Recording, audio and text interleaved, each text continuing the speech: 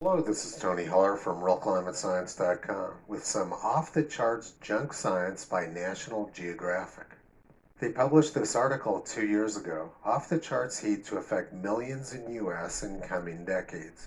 In less than 20 years, millions of people in the United States could be exposed to dangerous off-the-charts heat conditions of 127 degrees Fahrenheit or more.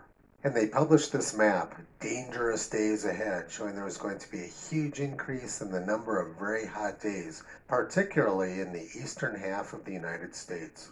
I thought their map was interesting because it shows the exact opposite of the trends from the National Climate Assessment over the last 120 years. This map was from the last official U.S. government National Climate Assessment from 2018. It shows that peak temperatures in the eastern half of the United States are much lower than they were prior to 60 years ago. The length of warm spells is down, the intensity of heat waves is down, and the warmest temperature is also down from 80 years ago. The trends over the last 80 or 90 years as carbon dioxide has increased in the atmosphere are the exact opposite of what National Geographic has predicted. Let's take a look at the National Geographic map again. It shows that there will be a huge increase in the amount of hot weather in Missouri, Illinois, Indiana, Ohio, Kentucky, and Tennessee. So now let's look at what the trends have been over the past century in that region. The average maximum temperature in those 6 states was much higher prior to 60 years ago than it is now. The percent of days above 90 degrees Fahrenheit or 32 degrees Celsius has plummeted over the past century.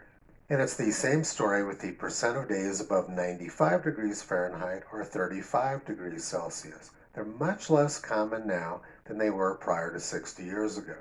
And the same story with the frequency of days above 100 degrees Fahrenheit or 38 degrees Celsius. They used to be pretty common during the 1930s, but they very rarely happen anymore. This graph plots the frequency of 95-degree days versus the amount of carbon dioxide in the atmosphere over the past century. It's very clear that as atmospheric carbon dioxide has increased to the right, the frequency of hot days has decreased.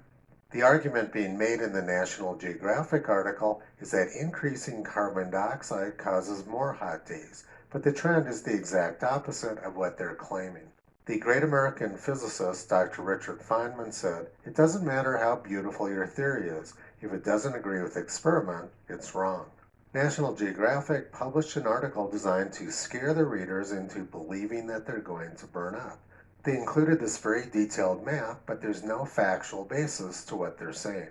It does not agree with the observed trends, and there's no reason to believe that it's legitimate.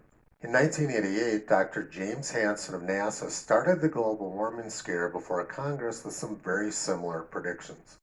December 12, 1988, prepare for long, hot summers.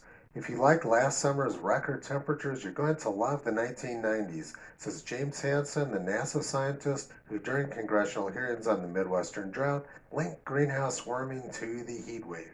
Last summer was a preview of the average summer 10 years from now, and the hottest summers during the 1990s will be even hotter and drier than the one we just struggled through, he says. He also predicted that there was going to be a huge increase in the number of hot days in Washington, D.C., and that the level of the ocean will rise anywhere from 1 to 6 feet. But his forecasts were completely wrong. As it turned out, 1988 was the last really hot summer we had in the Midwest. This is the graph for the summer percent of days above 95 degrees Fahrenheit or 35 degrees Celsius in Ohio.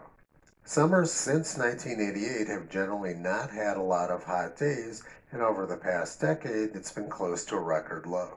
And as far as Hansen's forecast for Washington, D.C. goes, there's also been a sharp decline over the last 80 or 90 years in the number of hot days. Purcellville, Virginia is the closest United States Historical Climatology Network station in Virginia to Washington, D.C. The hottest summer in the Washington, D.C. area occurred in 1930.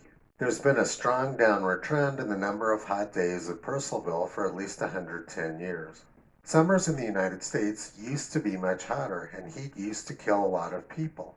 In 1936, it was reported that 12,000 people died from the heat in 86 cities in 1 week. The only thing which is off the charts now is the amount of junk science which is coming from magazines like National Geographic and their friends in the climate science community. These people have no idea what they're talking about and they're simply selling fear porn. Toto's been pulling back the curtain on this nonsense for the past 13 years. You can visit him and Kyrie on the web at realclimatescience.com.